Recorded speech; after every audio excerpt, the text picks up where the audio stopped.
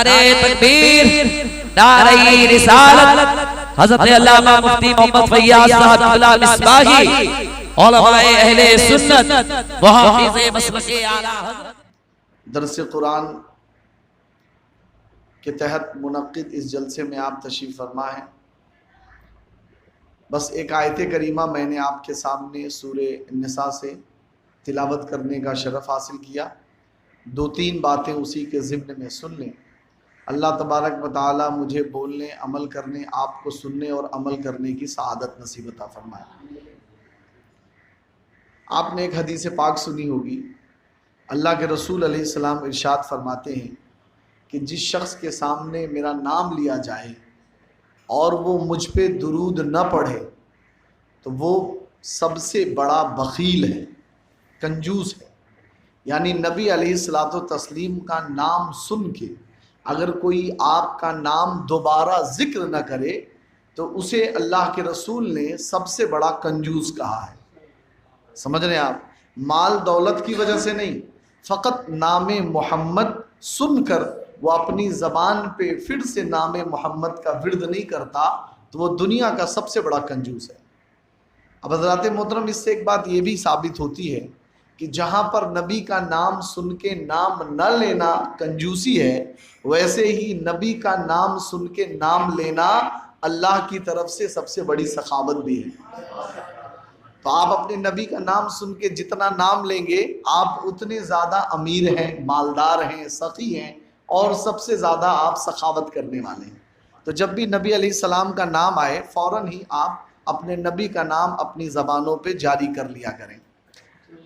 اب یہ بات تو آپ نے سن لی، اب اسی کے ضمن میں آپ کو بس وہ دو تین باتیں سننی ہیں۔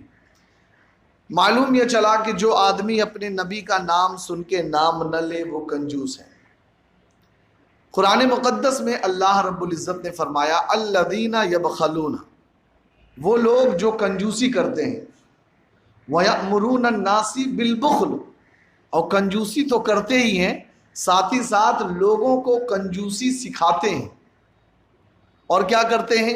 وَيَكْتُمُونَ مَا آتَاهُمُ اللَّهُ مِنْ فَضْلِهِ، اور اللہ نے جو اپنے فضل سے ان کو عطا کیا ہے اس کو وہ ظاہر نہیں کرتے، اظہار نہیں کرتے، بلکہ اسے بھی چھپاتے ہیں۔ تو کنجوسی کی تین کیٹیگری اس میں اللہ رب العزت نے ذکر فرما دی۔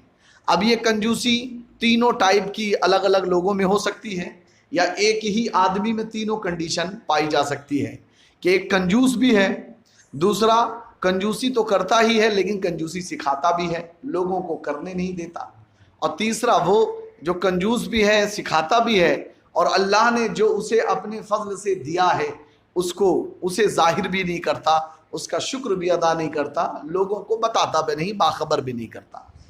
اب حضرات محترم ایک بات اور سنیں غور سے، اللہ کے رسول علیہ السلام کی ایک حدیث پاک ہے کہ جو بھی مومن ہوگا اس مومن کے اندر دو برائیاں کبھی جمع نہیں ہو سکتی۔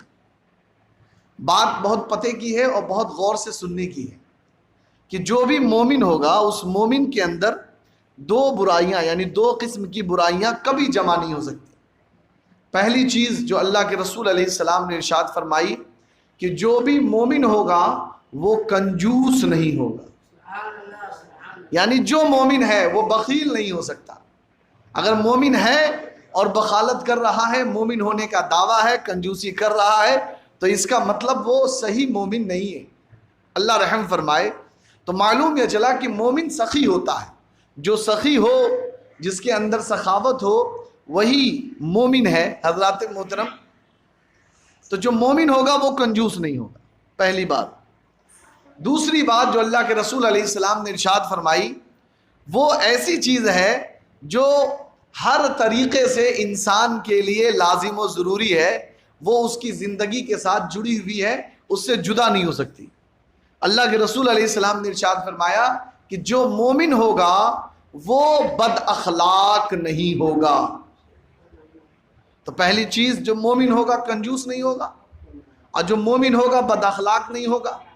اس کو اس ضمن میں سمجھیں کہ مان لیجئے کوئی آدمی ایسا ہے جس کے پاس پیسے نہیں کہ وہ خرچ کرے، تو اب جب پیسے نہیں ہیں خرچ کرنے کو تو کیا مطلب ہے؟ وہ بد اخلاقی کرے گا. یا کسی کے پاس بہت پیسے ہیں کہ وہ لوگوں کو بانٹ سکتا ہے، دے سکتا ہے، نواز سکتا ہے، تو کیا مطلب دینے میں وہ بد اخلاقی کرے گا؟ جیسے ہمارے ہاں ہوتا ہے معاذ اللہ، بہت سے ایسے لوگ جنہیں پیسے کا روب ہوتا ہے، وہ لوگ یہی کرتے ہیں، بانٹتے ہیں، دیتے ہیں، دکھانے کو تو سخاوت کر رہے لیکن اخلاق نہیں. اور بہت سے ایسے لوگ جن کے پاس کچھ نہیں لیکن ان کے پاس بھی اخلاق نہیں. یہاں بھی ایک سبق ملتا ہے مانگنے اور دینے والوں کو، لینے اور دینے والوں کو، کہ ہمیں کس طریقے کا برتاؤ کرنا چاہیے. بہرحال حضرات محترم، میری تقریر کا موضوع یہ نہیں ہے، میں نے ضمناً یہ بات ذکر کر دی. تو جو مومن ہوگا وہ کنجوس نہیں ہوگا، اور جو مومن ہوگا وہ بد اخلاق نہیں ہوگا. اگر بد اخلاقی اس کے اندر ہے تو پھر وہ صحیح مومن نہیں. جانتے ہیں اخلاق انسان کے لیے اتنا ضروری ہے، اتنا ضروری ہے. ایک چھوٹی سی مثال سمجھیے. کسی آدمی کا نام مان لیجئے، یہ عالی جناب حافظ و قاری انوار صاحب قبلہ تشریف فرمائے، میں ان کا نام بگاڑ کے کہوں انوروا، مان لیجئے میں کہوں انوروا، ابے انوروا، معاذ اللہ، تو حضرات محترم میں ان کا نام بگاڑ رہا ہوں، میں اپنی طرف سے ایک بد اخلاقی کا مظاہرہ کر رہا ہوں، تو اس سے کیا نقصان ہوگا؟ میں نے صرف ان کا نام ہی لیا ہے، کچھ اور نہیں کیا.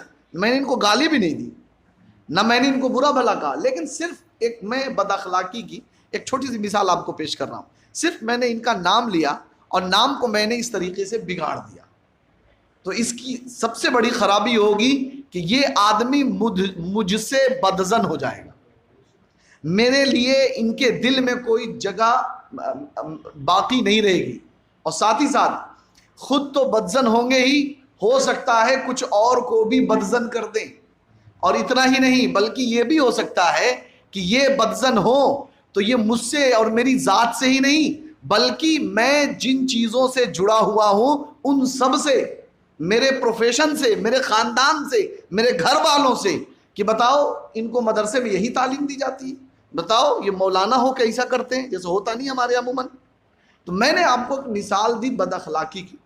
تو اب اگر کوئی مسلمان بد اخلاقی کر جائے، مثال کے طور پہ کوئی غیر مسلم ہے اور آپ اس کے ساتھ بس یہی بد اخلاقی کر جائیں، تو اب کیا ہوگا؟ وہ آپ سے، آپ کے دین سے، آپ کے لوگوں سے، آپ کے مذہب سے، آپ کے کاموں سے، آپ کے کارناموں سے، اللہ اکبر، ان سب سے وہ نفرت کرنے لگے گا، دشمنی کرنے لگے گا. اور بد اخلاقی اسے اتنا دور لے جائے گی کہ جو انسان ایمان کی طرف چل کے آنا چاہیے آپ کے اخلاق کی وجہ سے، اس کا عالم یہ ہوگا کہ وہ انسان آپ کے بد اخلاقی کی وجہ سے کوسوں دور نکل جائے گا. سمجھ رہے ہیں آپ؟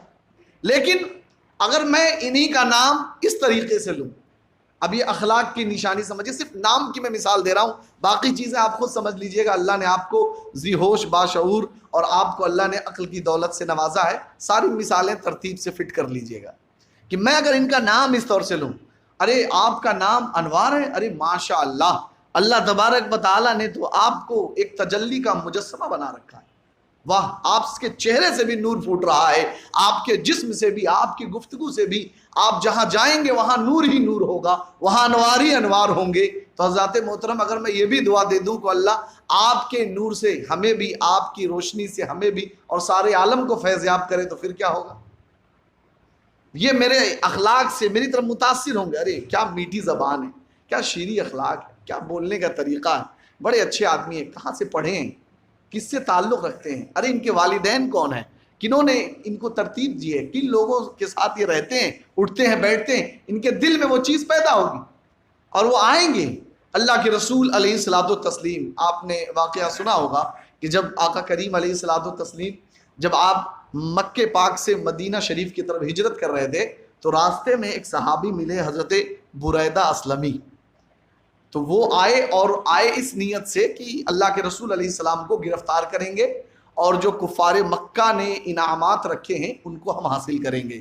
تو آئے تھے 70 سواروں کے ساتھ. نبی علیہ الصلوۃ والتسلیم کو چاروں طرف سے گھیر لیا، گفتگو کرنے کے لیے آگے بڑھے.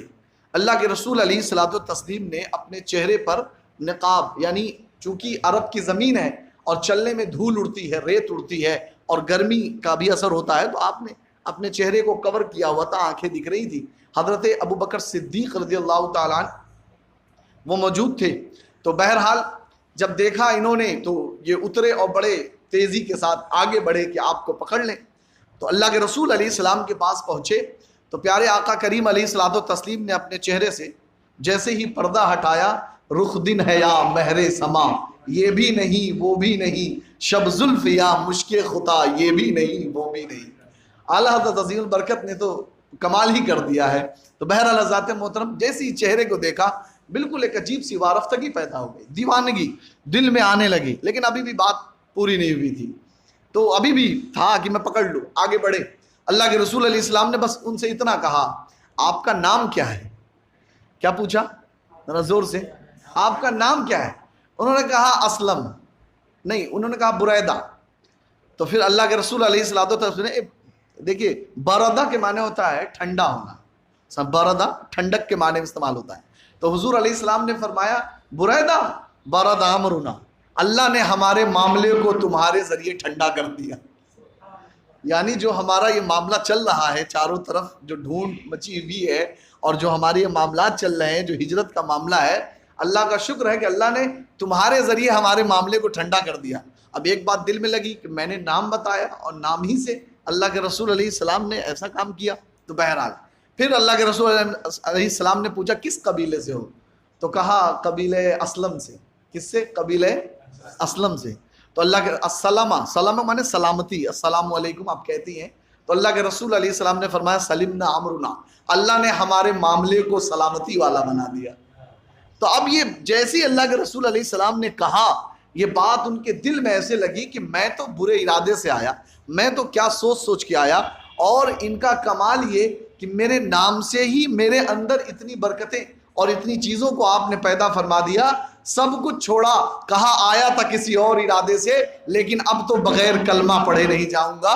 آپ نے ہاتھ چوما، پیر چومے، کلمہ پڑھے، مسلمان ہو گئے، صرف نام کے۔ اخلاق، مومن جو ہوگا وہ بد اخلاق نہیں ہوگا، بد اخلاقی مومن کا شیوا نہیں۔ تو حضرات محترم، تو میں بیان کر رہا تھا کہ مومن کے اندر بد اخلاقی نہیں آ سکتی۔ کنجوسی، اب ایک بات اور سمجھیں، کنجوسی یہ کہتے کسے ہیں؟ جیسے ہر چیز کی ایک ڈیفینیشن ہوتی ہے۔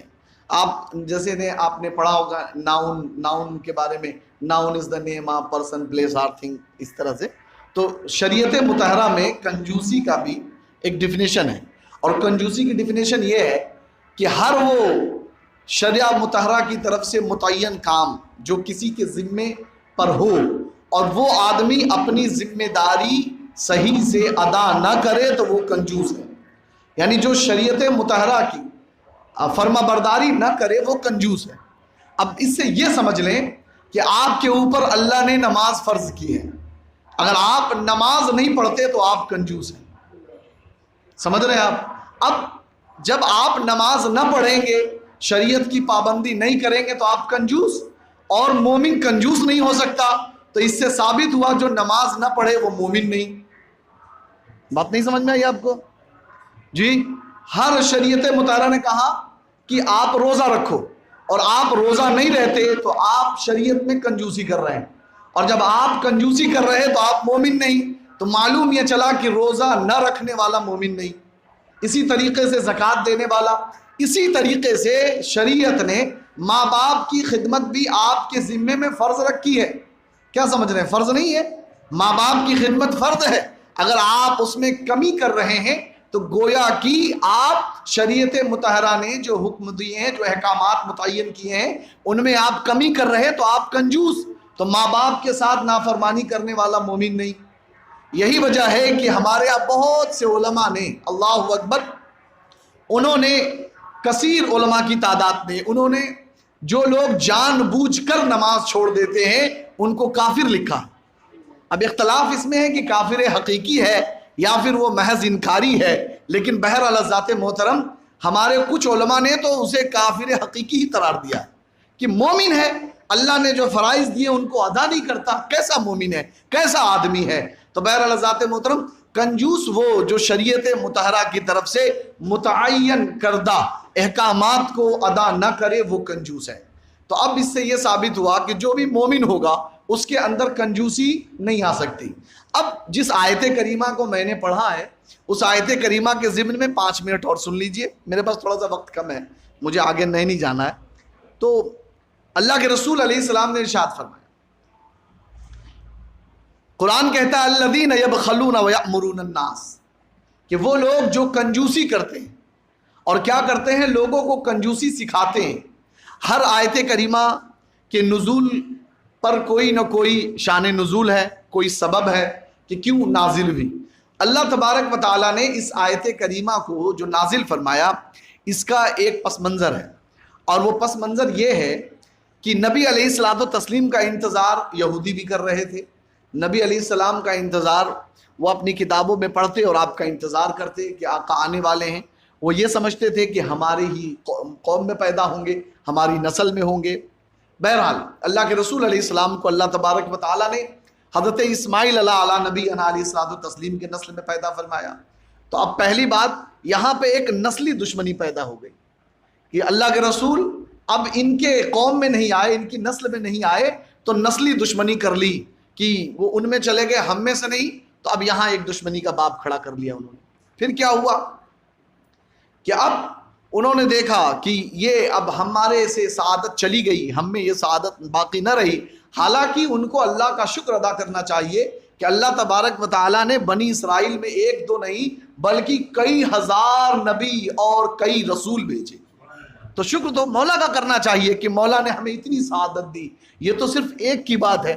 بہرحال ذات محترم، اب انہوں نے کیا کام کرنا شروع کر دیا، نبی علیہ الصلوۃ والتسلیم کی برائی، اللہ کے رسول علیہ الصلوۃ والتسلیم کے ذکر کو وہ چھپانے لگے، لوگوں سے بتاتے نہیں۔ یہاں تک ملتا ہے روایتوں میں کہ جن جگہوں پر توریت میں نبی علیہ السلام کا ذکر تھا، ان لوگوں نے لوگوں سے اتنا چھپایا کہ پیج کو یعنی پنوں کو، یا یوں کہہ لے کہ جو اس زمانے کی چیزیں موجود تھیں جن پہ وہ لکھے جاتے، اکثر اس زمانے میں کپڑے کے جو چیزیں ہوتی تھیں ان پہ لکھی جاتی تھی، اور بہرحال کچھ کاغذ بھی ایجاد میں تھے لیکن بڑے کم تھے۔ تو ان لوگوں نے یہ کام کیا کہ ان پیج کو جوڑ دیا، آپس میں ملا دیا کہ اب کوئی دیکھنے نہ پاوے، کوئی پڑھنے نہ پاوے، کوئی سننے نہ پاوے۔ تو اب کنجوسی اتنی بڑھتی گئی کہ نبی کا ذکر بھی روکنے لگے، چھپانے کی کوشش بھی کرنے لگے، اور ساتھ ہی ساتھ کوئی اگر چلا آتا کہ دیکھیے معلوم یہ چلا کہ ایک آدمی رات بھر، ایسا آدمی جو رنگ اور نسل میں عرب کا نہیں ہے، کالا ہے، حبشی ہے، اور اس کے ساتھ ایسا برتاؤ ہو رہا، اور یہاں پہ محمد الرسول اللہ کا عالم یہ ہے کہ وہ جا رہے ہیں، اسے گلے سے لگا رہے ہیں، اسے اپنا خادم بنا رہے ہیں، اسے اسلام کے نام پہ کلمہ پڑھا کے اسے ابو بکر اور عمر کے درجے میں کھڑا کر رہے ہیں۔ تو اب جب یہ اخلاق دیکھ رہے تو دوسرے یہودی جا کے سوال کر رہے کہ کیا یہ وہی نہیں ہے جن کے بارے میں آپ نے مولانا صاحب اپنی توریت میں بتایا تھا، آپ نے فلاں جلسے میں بتایا تھا کہ وہ نبی آنے والے ہیں، کیا یہ وہ نہیں ہے، یہ وہی اخلاق نہیں ہے؟ تو اب بہانے بازی، ارے نہیں یہ وہ نہیں ہے، وہ کوئی اور، یہ نہیں، ابھی تو وہ آنے والے ہیں، وغیرہ وغیرہ، معاذ اللہ۔ بہت زیادہ وہ نبی علیہ الصلوۃ والتسلیم کے ذکر میں کنجوسیاں کرنے لگے۔ تو اب ذرا سوچئے، مال خرچ کرنے والے کو شریعت مطہرہ نے کنجوس کہا ہے ایک دوسرے ضمن میں، لیکن جو لوگ محض اللہ کے رسول کا ذکر روکیں، نہ ہونے دیں، نہ کرنے دیں، نہ اسے پھیلنے دیں، تو قرآن مقدس ایسے لوگوں کو کنجوس کہہ رہا ہے۔ اور یہ کنجوسی کن لوگوں کے اندر پائی جا رہی ہے؟ معاذ اللہ یہودیوں کے اندر پائی جا رہی ہے۔ وہ عمل مسلمانوں کا نہیں ہو سکتا۔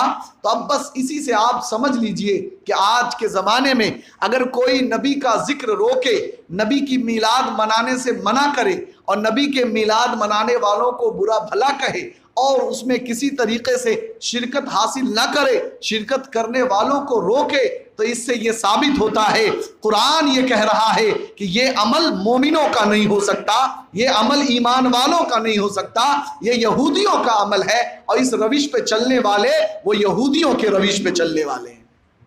بات سمجھ رہے ہیں؟ تو اللہ کا شکر ادا کیجئے کہ اللہ تبارک و تعالیٰ نے آپ کو سعادت دی اپنے نبی علیہ الصلوۃ والتسلیم کے ذکر منانے کی، میلاد منانے کی، نبی کے ذکر کا چرچا، نبی کے ذکر کو خوب پھیلانے کی، اس کو چرچا کرنے کا۔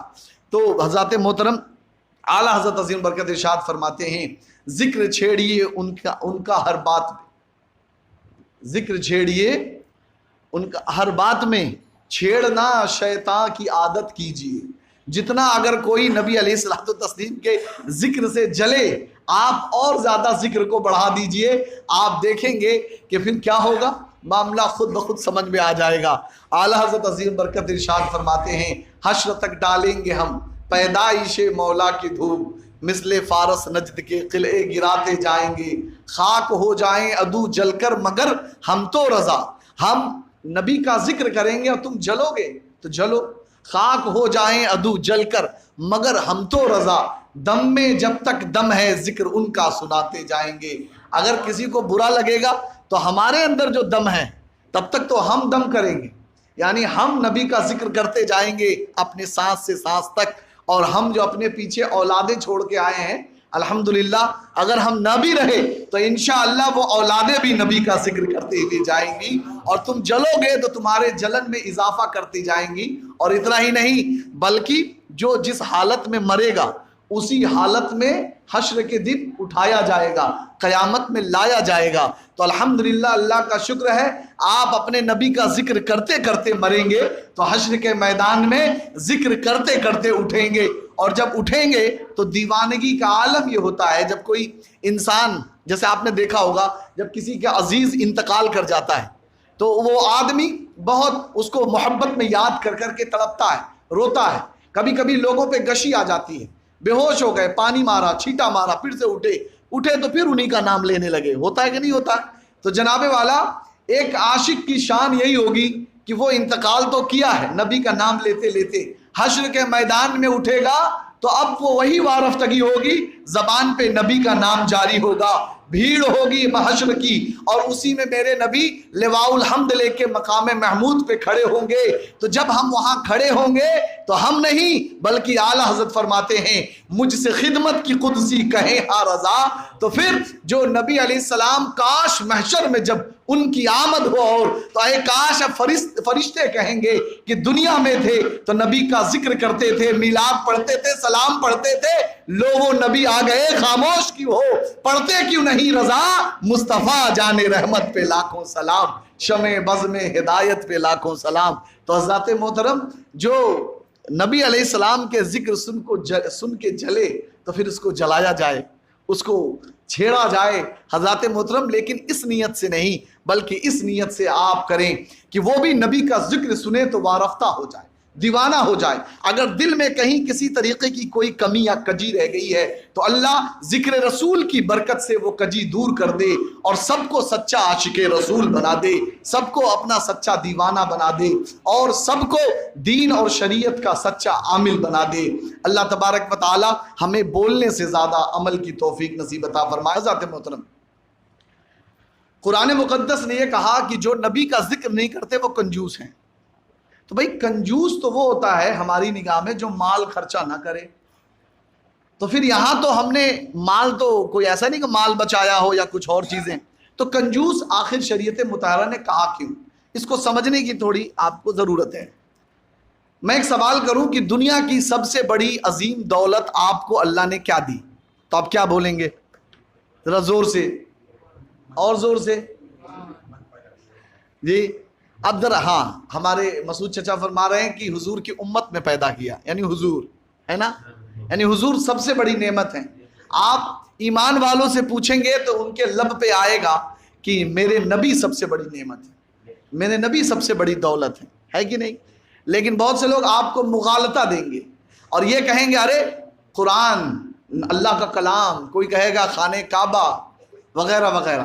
لیکن جناب والا مجھے ایک بات بتائیے, خانہ کعبہ تو میرے نبی کے آنے سے پہلے بھی موجود تھا, تو پھر خانہ کعبہ موجود تھا تو اس کو لوگوں نے پہچانا کیوں نہیں؟ بتوں سے اسے گھیر رکھا. اللہ کے رسول علیہ الصلوۃ والتسلیم کی آمد ہوئی تو قرآن فرماتا ہے وَقُلْ جَاءَ الْحَقُّ وَزَهَقَ الْبَاطِلُ إِنَّ الْبَاطِلَ كَانَ زَهُوقًا. حضرات محترم نبی علیہ الصلوۃ والتسلیم آئے تو ہم پہچان پائے کہ یہ کعبہ ہے, ورنہ ہمیں تو پتہ بھی نہیں چلتا. ہم اپنی نمازوں کو اگر اللہ ہمیں ایمان کی دولت سے نوازتا تو ہم بیت المقدس کی طرف نماز پڑھتے. قبلہ بنا کہ آرزو مصطفیٰ یہ تھی کہ یہ میرا قبلہ ہو, تو جب محبوب کی آرزو یہ کہ میرا قبلہ ہو تو اللہ نے اسے اپنا قبلہ بنا دیا. تو ہم نے تو کعبے کو پہچانا اپنے نبی کے وسیلے سے، کیا آ رہا ہے ہمیں کیا پتا، لیکن حضرات محترم نبی علیہ الصلوۃ والتسلیم فرما رہے ہیں رب کی طرف سے پیغام آیا ہے، یہ احکام آیا ہے، تم پہ نماز فرض ہوئی، تم پہ روزے فرض ہوئے، تمہیں حج ملا، زکوٰۃ ملا۔ جناب والا ہم اپنے نبی سے دلیل مانگنے نہیں گئے، نبی کہتے رہے بس ہم کرتے رہے، نہیں جانتے کفر و ایمان کیا ہے، جو تم کہہ رہے ہو بس کیے جا رہا ہوں۔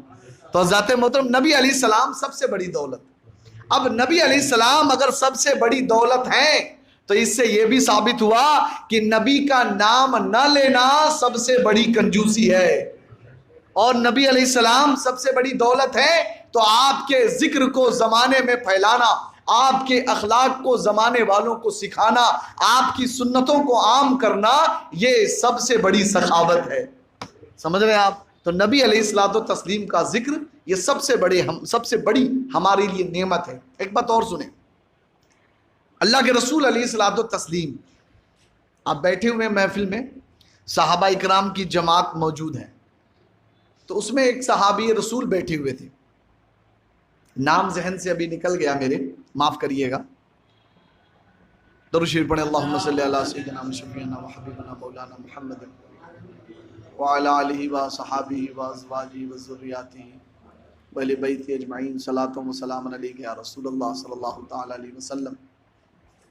تو حضرات محترم اللہ کے رسول علیہ السلام نے دیکھا کہ وہ سامنے بیٹھے ہوئے ہیں، لباس اچھے نہیں ہیں، جسم اور بال بھی پراگندہ ہیں، یہ بال بھی اللہ کی نعمت ہے، داڑھی شریف بھی اللہ کی نعمت ہے، تو سب پراگندہ ہیں، کچھ اچھا نہیں لگ رہا۔ تو اللہ کے رسول علیہ السلام نے ان سے پوچھا کہ آپ بتائیے کیا اللہ تبارک و تعالیٰ نے آپ کو نوازا نہیں ہے؟ تو جب اتنا سنا تو کہنے لگے کیوں نہیں، اللہ تبارک و تعالیٰ نے تو مجھے خوب نوازا ہے، اللہ تبارک و تعالیٰ نے تو مجھے خوب نوازا ہے۔ تشریف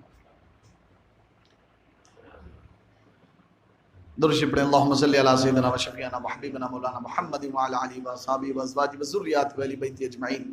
فرمایا کہ اللہ تبارک و تعالیٰ نے تو مجھے خوب نوازا ہے، اور نوازنے کا یہ عالم ہے کہ میرے پاس اچھے کپڑے بھی ہیں، میرے پاس اچھا گھر ہے، اولاد ہے، بیوی بچے ہیں، سب کچھ موجود ہے یا رسول اللہ۔ تو اللہ کے رسول علیہ السلام نے ارشاد فرمایا کہ اگر آپ کو رب تبارک و تعالیٰ نے نوازا ہے تو اللہ تبارک و تعالیٰ جب اپنے بندے کو کوئی نعمت دیتا ہے تو اس نعمت کا اثر اپنے بندوں پہ دیکھنا پسند کرتا ہے۔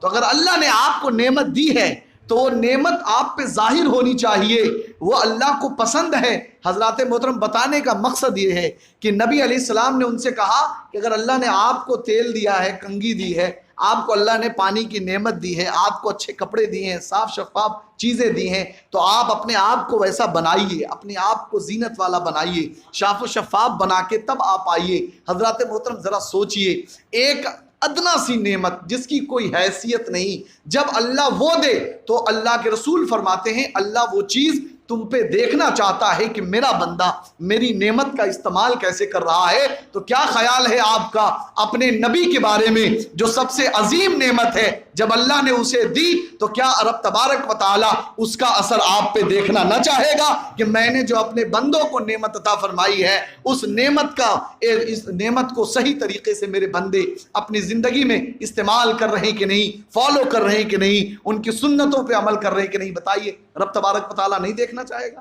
اتنی عظیم دولت اللہ نے آپ کے لیے کھول کے رکھ دی، اور آپ اس میں سے نہ کچھ خرچ کر پاویں، نہ کسی کو کرنے دیں، نہ آپ کسی کو پتہ بتاویں، تو جناب والا پھر آپ کنجوس نہیں کہلائیں گے؟ یہ اللہ کا خزانہ ہے، میرے نبی کا اخلاق ختم ہونے والا نہیں، میرے نبی کی سنتیں تمام ہونے والی نہیں، اللہ کا خزانہ ہے، جتنا نبی کی بارگاہ سے آپ لینا چاہتے ہیں لیتے جائیے، لوٹتے جائیے، نبی علیہ الصلوۃ والتسلیم کی بارگاہ سے ملتا جائے گا۔ میرے نبی کا تو یہ عالم ہے، آپ فرماتے ہیں اے لوگو میری سخاوت تیز چلنے والی آندھی سے بھی زیادہ ہے۔ میرے نبی علیہ الصلوۃ والتسلیم کی یہ شان اللہ نے رکھی، اور ہم ہیں کہ معاذ اللہ اپنے منہ میں تالا لگا لیں، اپنے نبی کا ذکر نہ کریں، اخلاق سے لوگوں کو مزین نہ کریں، زمانے کو بتائیں نہ، تو پھر یہ بہت بڑی کنجوسی ہوگی۔ ایک بات اور سن لیں، بس آخری بات، اللہ کے رسول علیہ الصلوۃ والتسلیم، آپ کی ایک حدیث پاک ہے، کہ رب تبارک و تعالیٰ، یہ حدیث قدسی ہے، رب تبارک و تعالیٰ جب اپنے بندے کو کوئی نعمت دیتا ہے تو رب تبارک و تعالیٰ فرماتا ہے کہ مجھے اس وقت اتنی خوشی نہیں ہوتی جتنا میں اس کو نعمت دیتے وقت، جب نعمت میں دیتا ہوں اس وقت مجھے اتنی خوشی نہیں ہوتی جتنی خوشی مجھے اس وقت ہوتی ہے کہ جب میرا بندہ اس نعمت کو پاتا ہے اور پا کر اس پر میرا شکر ادا کرتا ہے تو مجھے اس وقت زیادہ خوشی ہوتی ہے۔ تو ذات محترم اللہ تبارک و تعالیٰ نے ہمیں اپنے محبوب کو دے دیا، تو اب اس محبوب کو پا کر ہم جتنا رب کا شکر ادا کریں گے اللہ تبارک و تعالیٰ یقیناً ہم سے خوش ہوگا۔ تو آپ جو یہ کر رہے ہیں یقیناً یہ رب کی رضا ہے، اللہ کی عطا ہے۔ اللہ تبارک و تعالیٰ کی بارگاہ میں دعا ہے، مولا جیسے تو نے ہمیں یہ سعادت دی ہے ہماری نسلوں کو بھی ایسی سعادت دے کہ وہ بھی نبی کا ذکر کرتے رہیں، اور یہاں بھی قبر میں بھی حشر میں بھی، اور انشاءاللہ اللہ نے چاہا تو ہم جنت کی نعمتوں سے محظوظ ہو کے اپنے نبی کے ذکر کو بھولیں گے نہیں، بلکہ جنت میں بھی بیٹھ کے اپنے نبی کا ذکر کرتے ہوئے نظر آئیں گے۔ اللہ تبارک و تعالی ہماری اس محفل کو، تنظیم اصلاح معاشرہ کے اس جلسے کو قبول و مقبول فرمائے۔ وآخر دعوانا ان الحمدللہ رب العالمین۔ السلام علیکم ورحمۃ اللہ وبرکاتہ۔